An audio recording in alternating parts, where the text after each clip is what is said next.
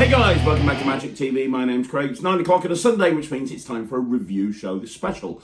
This is where I take a deep dive into a particular subject, a particular company, a particular product, and I tell you everything that you need to know about that product. Now this week, I'm going to be talking about another one of my own products, just because I've had so many people ask me about it, and that product is Forecast by myself and the 1914. Now this has been on pre-sale since last Friday. It is due to be officially released tomorrow. I believe it's tomorrow. Is it tomorrow? Yeah, I think it's tomorrow. Yeah, it's tomorrow. So it's due to be released officially tomorrow, I believe. And I'm very, very excited. This product has been in the works for the best part of a year, if not more. And it's all about prediction systems tied into the memorised deck. So a lot of people have asked me questions about this, which is why I'm doing a review show special on it. I'm going to try and answer all of your questions, and I'm going to try and tell you everything that you need to know so you can decide whether or not you should buy Forecast. So without further ado, let's get straight into it this week. So first of all, I just want to point out that I always have an amazing experience working with the 1914.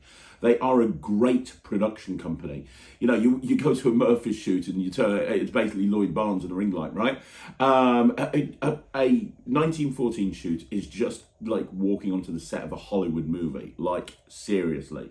There's smoke, there's lasers, there's at least 3 staff. You've got boom mics, you've got other mics, you've got multiple camera shots. After each explanation, they do pickup shots. I mean, it really is next level, and it's why the 1914 is such a great company to work with. And also, they keep the prices very, very reasonable. A lot of people don't realize this, but as a Magic creator, when I work with a company, I don't really have much of a say in how much the product is when it's released. I don't really have much of a say in that. D. Christopher told me when we'd finished the shoot that this was going to be priced, I think, at $25, £20 or something, or £25. I was like, that's fantastic, because it's another long project. It clocks in at over 5 hours, and you get gimmicks. Now, a lot of people are asking me, oh, is it stack dependent? What's the project about? What do you talk about with memorized decks? So let's get into that right now. So, first of all, anybody who has been on this channel for more than 0.2 seconds knows that I absolutely love the memorised deck, right? If you haven't seen my video on this very channel about the hows and whys of the memorised deck, please go and watch it. I love the memorised deck. I always have. For me, it gives you the ability of taking a pick a card trick and turning it into a think a card trick. I love the ability to just have a deck put down in front of me, have people name cards, and without even looking through the deck, just immediately be able to find the cards. It's just a great thing to be able to do. And I've spoken to so many magicians, and pretty much every magician I've ever spoken to, outside of a very small amount, they say to me they don't do a memorised deck. I was lecturing at the Bradford Magic Circle last week, which was an amazing place, really enjoyed it. And I asked the question, who uses a memorised deck? One person put their hand up. Out of a room of about 20 or 30 people, one person put their hand up. And that's not unusual. That's pretty much indicative of most Magic clubs and societies that I go to. So the cold hard fact here is very few people have ever learned to memorise a deck of cards. They just haven't. So that's addressed first of all. So on the Forecast project, first of all, I talk about memorised decks, and I talk about the various different stacks, and I actually do go through quite a lot of stacks, not all of the ones, but the most popular ones. Now, I myself personally, I use mnemonic or Tamrit stack, which was invented by Juan Tamrit, right? However, none of the tricks on this project and none of the information that I give you is stack dependent. So you could use this information and these routines with any project, with any stack that you want to, and it would work absolutely fine. And the gimmicks that you get, and we'll get into this in a bit, but the gimmicks that you get, again, will work with any stack. So first of all, it doesn't matter what stacks you use or what stacks you ultimately want to use, it makes no difference. Now, the first thing I do is I talk about how to memorize a deck of cards, because I've got a theory as to why people don't memorize a deck. And this is a theory based on speaking to a lot of magicians, both here on YouTube, on various different social media channels, and speaking to them in person. And I've got friends who have made a very big grand gesture. I'm going to memorize a deck of cards. Very intelligent friends. My friend Alex Foden, who's a physicist. You know, he's incredible. Very clever guy. Made a big grand gesture. I'm gonna memorize a deck of cards. And then after, you know, I speak to him 6 months later and he's done nothing with it. You know, and he couldn't even tell me what the first card in the stack is. And this is a clever guy. So I've got a theory as to why this is. And the theory is there's a high barrier to entry. Now, what I mean by that is a high, steep learning curve. Now, what I mean by that is there's a world of difference between sitting in your bedroom going, right, okay, 26 is the king of diamonds, 18 is the king of clubs. Going from that to then going into a performance situation, whether that be a social situation if you're a hobbyist, down the cafe, down the pub, or an actual gigging situation, and actually pulling out a deck of cards and doing this. Because you can very easily stress yourself out and kind of get yourself into a situation where you think, oh my gosh, I don't think I can do this. I don't think I can remember that card. I'll stick to the ambitious card. And it's very easy to not do this in a gigging situation, right? And eventually what will happen is you'll end up not using it because you're not confident with it. Even though you've practiced it at home, you're not confident enough doing it in front of a real audience. That's the first problem, right? The second problem is most of the information that's given to magicians, and I see this all the time, you see so many different training courses on memorizing a deck of cards, and they all have the same pitch. Learn to memorize a deck of cards in 1 day. Learn to memorize a deck in 3 days. Learn to memorize a deck in 2 days.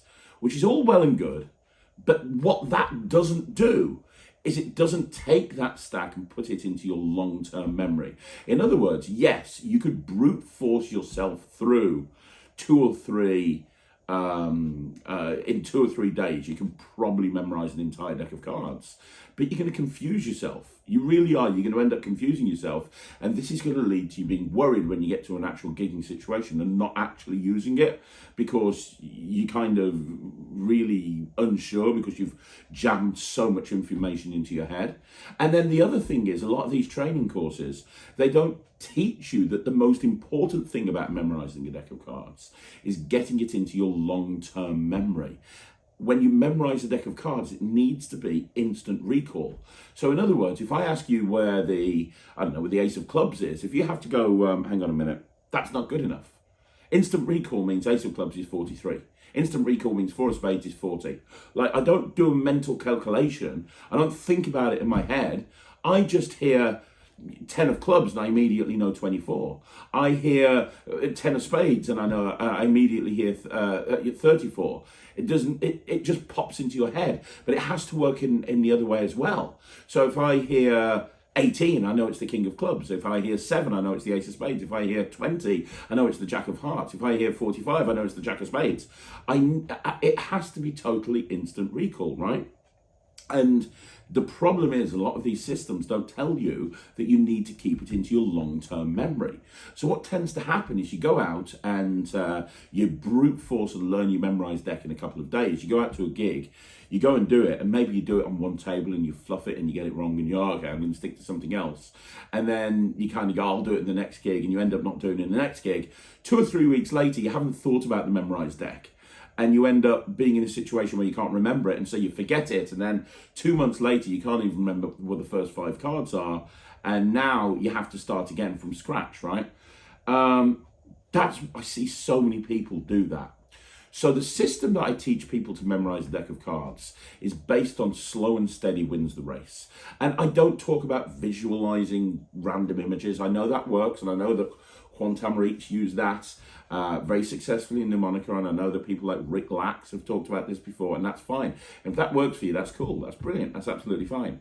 I go through a different system that probably takes about 2 weeks in order to memorize a deck of cards. So it's not a thing that takes place immediately. This is what I use. This is the system that I used to get Rylan to memorize a deck of cards in 2 weeks. In 2 weeks, he learned mnemonica. When he was 7 or 6 or 7 years old, he learned mnemonica at the age of, 6 or 7. And this is the system that he used. And it's the system that I use to memorize a deck of cards. And it's the system that every single person I've ever spoken to has used to memorize a deck of cards. And the system is based on getting it into your long-term memory.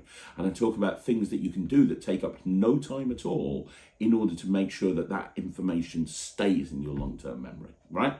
So that's the first thing. That's the first thing about, because I've had a lot of people ask the question about memorizing a deck of cards. I go into that in great detail. Then there's a section on full shuffles and false cuts, because obviously when you're thinking about doing memorized deck magic, it's important to throw in full shuffles and false cuts occasionally. Not that often, I should point out, but I do go through that, and I go through my thoughts behind using full shuffles and false cuts. And then there's a few other sections, but ultimately, eventually we get into the magic. There's 10 routines altogether. Now, I've divided those sections up into 3 different sections, because the other thing is, the whole point of this project is A, give you some really great routines that involve predicting things in one way or another, but secondly, ultimately getting you to memorize a deck of cards. And the other problem I've seen is there's no good tricks out there that can be done without knowing the stack. So in other words, in order to perform this in a real situation, you have to know the stack inside out and back to front, right? Well, I've presenting on this project for the first time 3 routines that don't require the ability to memorize the deck of cards at all. You don't need to know a memorized deck at all, right? It uses a memorized deck for sure, but you don't need to know the memorized deck. So you can go to a gig having started to learn the memorized deck, take your memorized deck with you, do one of these 3 routines from this first section, and you won't even need to worry about it. But what's happening is, as you're doing it, these cards are going into your memory, but they're really good routines. It's not like a really weak gambling routine that's based on, you know, a particular element of a particular stack or something like that. These are really good routines that don't at all require any memorization, but they do require a memorized deck in order to work. So you can go out and you can gain, it's a bit like going out and learning a card trick, and you don't really know any sleight of hand, but you go out with stuff like the cut deeper force and you know, things like that, so that you can get confidence performing card magic before you start throwing in sleight of hand. Does that make sense? It's a little bit like that. You can go out and you can do mem deck magic without having to have any type of recall at all. And for those people, there's one routine on there, which is a cards across. Not cards across, sorry. It's an any card at any number.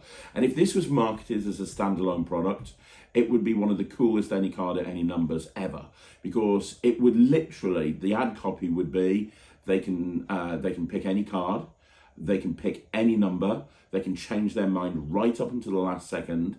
The spectator will pick up a deck that's been put to one side from the very beginning. They themselves will deal down to the position that they've chosen, and the card will appear there. Like, it would literally be that clean. So I'm going to perform that for you. I'm going to show you this so you can have a look and see what you think. This is the any card, any number that's on the project. So let's have a look at that right now. This is one of those routines that require no memorization. I'm going to show you a trick. It's just a fancy deck of cards. That's cool. Yeah, it's a fancy deck of cards. I'm going to show you a trick with 2 packs of cards. Okay. I've made a prediction with this deck. So what I did is I opened it up, I took one card, put it into a specific location, and then left it there, and I haven't touched it since. That is my prediction. Okay. This deck, I kind of did something weird too, on purpose. What I did with this deck is from this side, you can see that they all look normal, right? But from the other side, I shuffled the cards thoroughly. I gave them a really good shuffle. Okay. And then once I shuffled them, I wrote numbers on them. You doodled on them. I basically wrote 1 to 52, and it was just in a random order. Whatever came up, I wrote 1 to 52. So we end up with 52 cards with 52 numbers on them. That's basically what I've done. Okay. And I'm going to get you to help me, but this is all about you making all of the choices. Because, you know, sometimes when you're watching magic, you can feel forced. Yeah. I don't want you to feel forced in any way, shape or form. So you're going to make all of the choices here, okay? Okay. So it starts off with you picking 2 cards. So I'm going to deal down onto the table, and as I do, anytime you want to, just say stop.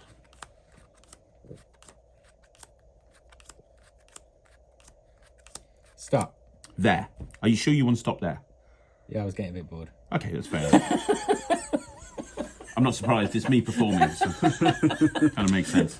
But you feel happy there, yeah? Yeah. Now, this is genuinely all about choices. So you've got another choice that you need to make now. And the next choice is, you stopped at this point and said we needed 2 cards. You want to take 2 cards in this packet? Do you want to take 2 cards in this packet?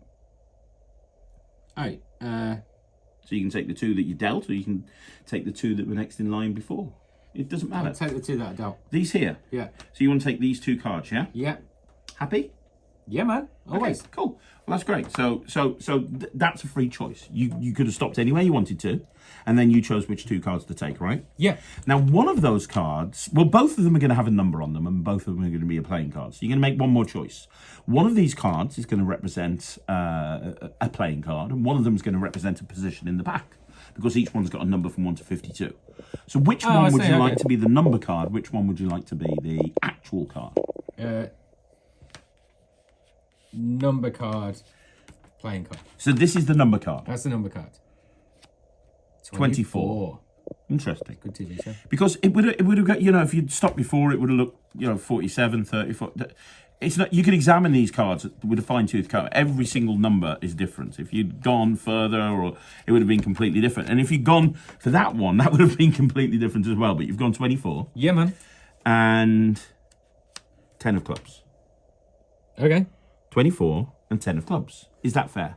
Yeah, man. And do you remember I said that I made a prediction into put a card in a particular location in that deck before we began? And I said I wasn't going to touch that deck. Do you want to open up the cards for me? Oh, I don't like it, dude. Go ahead and open the cards. And when you've opened the cards, hold them face down. Oh, no. And then what I want you to do is deal 23 cards onto the table. Because you ended up on 24. Deal 23 cards. 1, 2, 3, 4, 5, 6, 7, 8, 9, 10, 11, 12, 13, 14, 15, 16, 17, 18, 19, 20, 21, 22, 23. So that's the 24th card. That is the 24th And just card. to recap, you could have stopped anywhere, right? Way, dude. You could have carried on. And if you had carried on, and then I even gave you the choice of which cards to go for, from which packet. Then you decided which, There's no fucking way. There's no way. I mean, it would look completely different, even right down to the very last second. But you ended up on 10 of clubs. You ended up on 24. That's the 24th card. I haven't touched the deck. I still don't want to. I don't want to do some fancy switch in the last second. You can turn it over yourself. Turn that 24th card over. There's no way. Oh my fucking god. But I did everything. You did? I said stop. You said stop.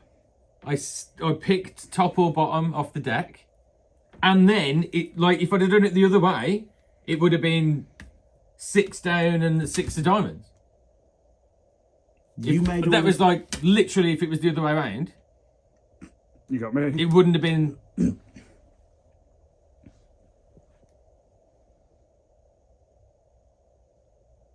There's no way that's possible, though. No, it's like, I'm just trying to... There's no way that that's possible. So I love that routine. I do it all of the time. I really do. There's 3 routines, as I say, very, very strong. Then you go into the next section. The next section is all about routines that do require you to know what cards at what position, but you don't have to have instant recall. So it's not like you have to immediately know.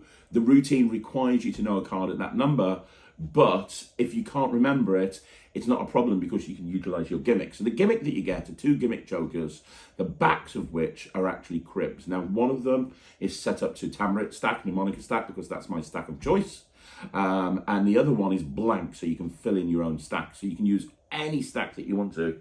And the cards have been designed in such a way that you can literally just look at this crib for a split second and immediately see the information. But what I've done with the 3 routines in this project, in this particular section, is I've incorporated the joker into the performance.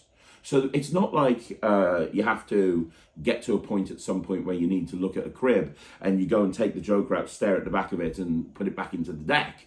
The joker has been incorporated into the structure of the routine. So at the point that you need to get the information, the joker is in play in a logical way that doesn't look out of place for you to at that point gesture with it and immediately get the peek.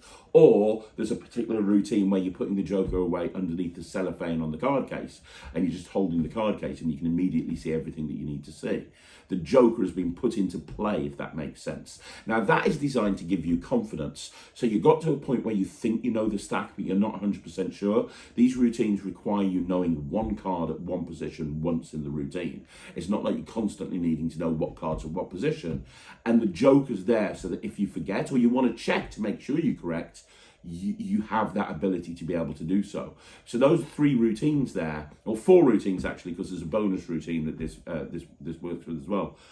These 4 routines will allow you to do that. So now we're taking that steep learning curve and we're reducing the curve, if that makes sense. We've got the self-working magic, which means that you can go out with a mem deck immediately. Then when you feel more confident because you've got the stack down, now you've got the crib in place so you can check to make sure you're correct. And then you go into the final section. And the final section are 3 routines that I do all of the time. They're my 3 favorite routines with the mem deck. They're the ones that I do all of the time. They're my bread and butter routines. I kill with them. I have a kind of an impromptu, almost impromptu invisible deck that doesn't require an invisible deck, and it's done with mem deck. And I know other people have done that before, like Michael Close. This is a very different methodology. And when I posted that on Magic TV a little while ago, everyone was saying, "Oh, I want to learn how to do that. I want to learn how to do that." That's on the project, along with a couple of other routines that are really, really cool. So yeah, I mean, that's the idea behind the project. So it's designed to actually get people to have the confidence to go out and do a memorized deck in the real world.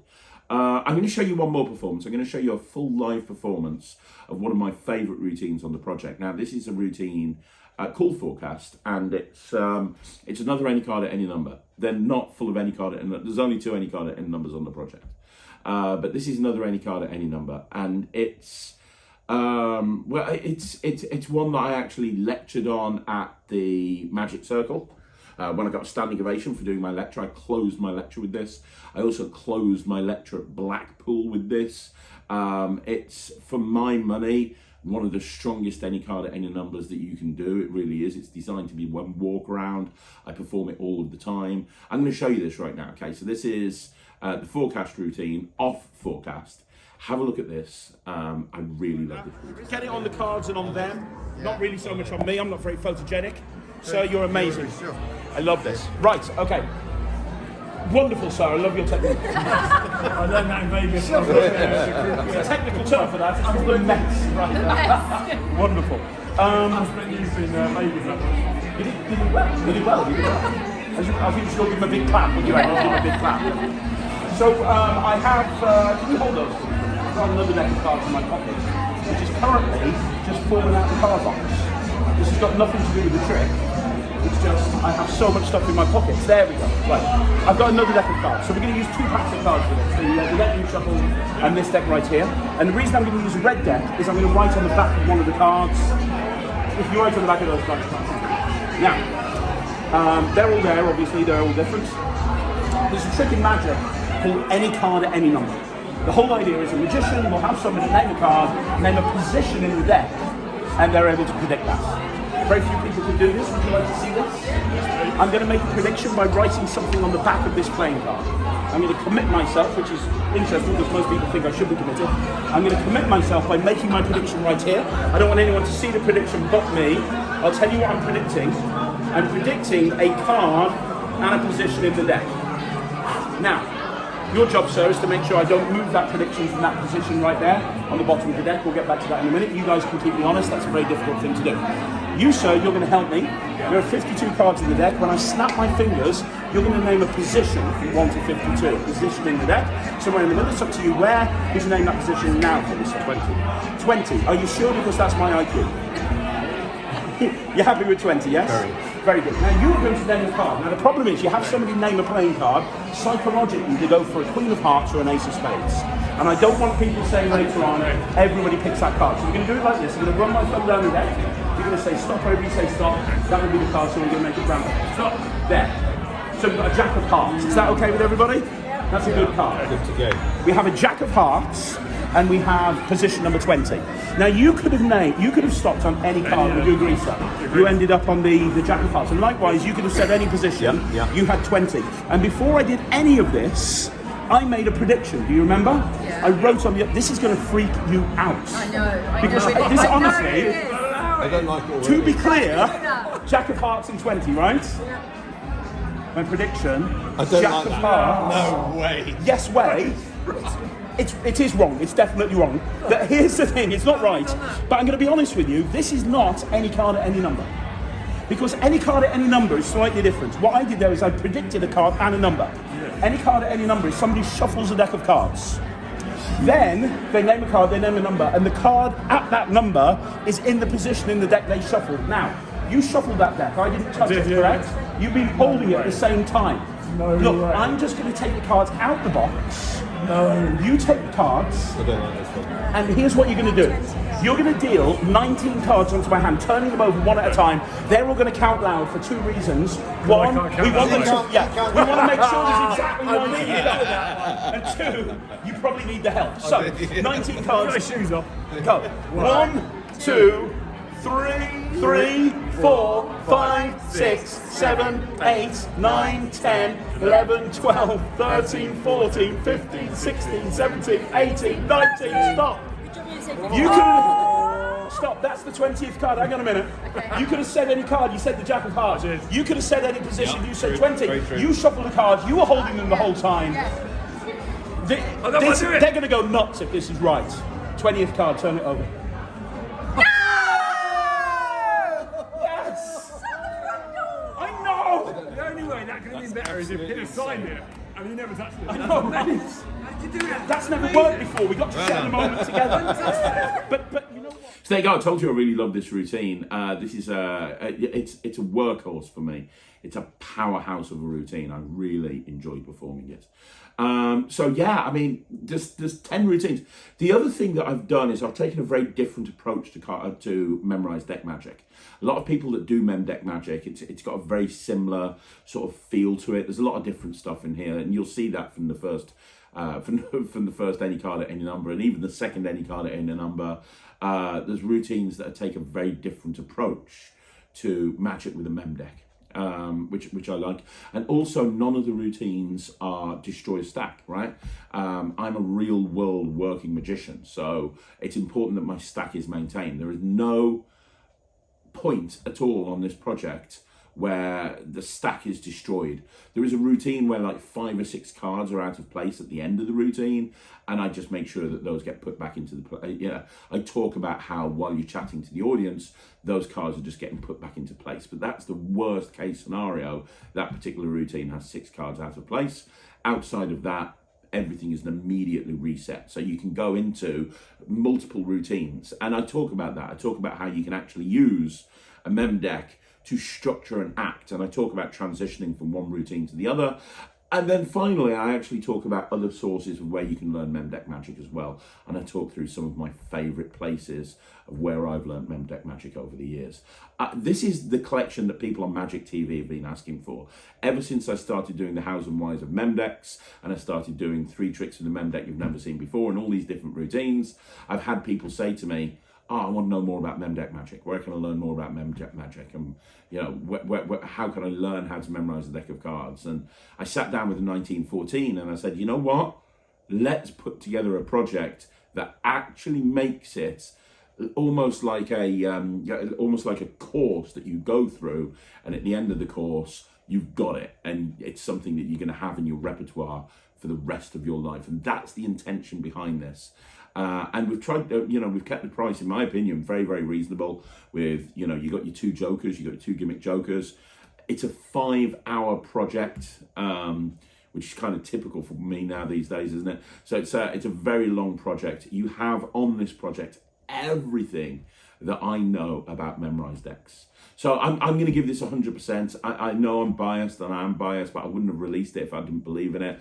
I think it's going to be the resource that everybody needs in order to memorize a deck of cards, and I think that a lot of people are going to get a kick out of this particular project. I really do, and I think there's going to be some routines in there that people really, really like. So yeah, that's it. That is the review of Forecast by me and the 1914. Guys, thanks very much for watching. I hope you enjoyed this week's review show special. Thanks once again for joining me. Don't forget, you want to see more videos like this, like the video, subscribe to the channel, leave a comment down below. You can get Forecast directly from your favourite Magic dealer. It is available for pre-order and it will be released on Monday, or you can get it directly from the 1914. It's always nice to support the producers of the project. And don't forget, if you want to see, like I say, more videos, just subscribe. That'd be nice. And don't forget, I have people asking me on the channel all the time, how can you support me? If you would like to support me and don't feel like you have to, but please go and check out the NETRIX, www.thenetrix.com. We have just put another 5 routines up on the NETRIX. So another 5 routines have just gone up, and there's another 5 going up next week as well. So we are rocking and rolling. Everybody's loving it, and we love you to be part of the community. It is a community. And it's very, very vibrant. Outside of that, I'll see you again soon. I'm going to be back on Monday with 3 videos of 5x5 at 9 o'clock, a shorts at 2 o'clock, and at 6 o'clock, I'm going to be here with a Magic Live. So I'll see you again. My name's Craig from Magic TV.